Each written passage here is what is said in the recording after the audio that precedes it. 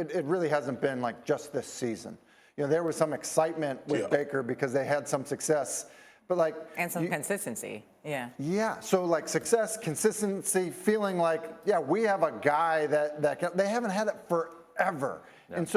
And I understand that ownership hasn't been the same, front office hasn't been the same, but at some point, like when you are in the building and you feel the weight of the tradition and history of your organization, you do look at that. Like it's impossible not to be aware of the fact that that's what's gone on there. You know, no different than if you're a place and you've had a great one, knowing the value of that and trying to find another great one. Yeah, right. So like that has to, at some level, influence the people that are, quite honestly, signing off on something that does seem like it has a ton of risk. Yeah, because you look at Baker Mayfield, to give him credit, 2 playoff seasons in Cleveland is incredibly hard to do based on what we saw from them the last 20 years. The guy does deserve a lot of credit. Browns were beat up last year at several positions. That's partly why they underachieved, including Mayfield. I mean, the guy had a hard time throwing on that on the torn labrum on the shoulder. So major issues there. I think this is a ceiling thing. They're here with Baker. They know they can get here with Deshaun. Okay, let's stay with the Deshaun situation because the Browns yesterday released a series of statements, and we want to get to them. So they called the research and investigation into Deshaun Watson,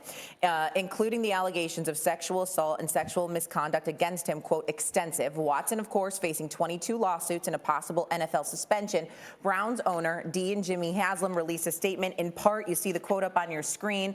And again, we spent a tremendous amount of time exploring and investigating the opportunity to trade for Deshaun Watson. We're acutely aware and empathetic to the highly personal sentiments expressed about this decision. Our team's comprehensive evaluation process was of the utmost importance due to the sensitive nature of the situation and the complex factors that were involved. It goes on to say a lot of different things, but later on, the Haslams added this: we are confident in Deshaun and excited about moving forward with him as our quarterback and supporting his genuine and determined efforts. Okay.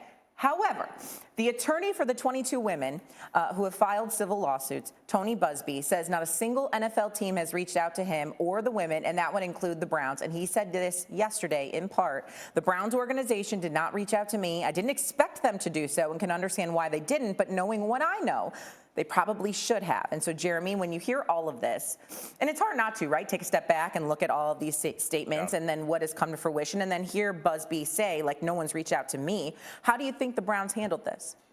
Well, they started with a private investigation. They tried to outsource it. That's their way of saying, well, let's give this a full, thorough scope. But, I think talking to some teams, they do have some reservations about reaching out to Tony Busby because they don't know how it's going to be used, or you're talking about civil cases, criminal complaints. Like there's some heavy stuff there where teams probably don't want to get involved in that process too heavily, but yet you still have to vet the situation. So there's a lot of gray area that I know teams are trying to figure out.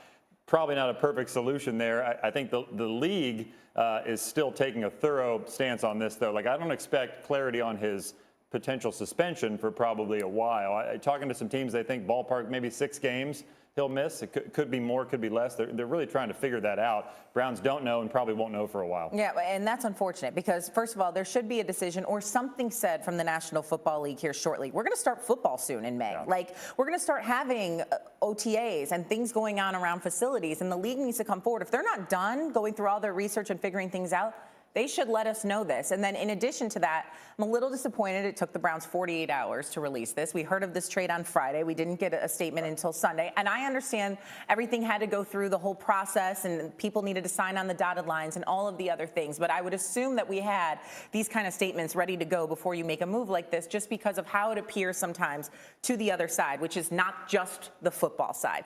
We'll see what happens here going forward. But again, your move now, National Football League. All right. Thank you for watching ESPN on YouTube. For live streaming sports and premium content, subscribe to ESPN+.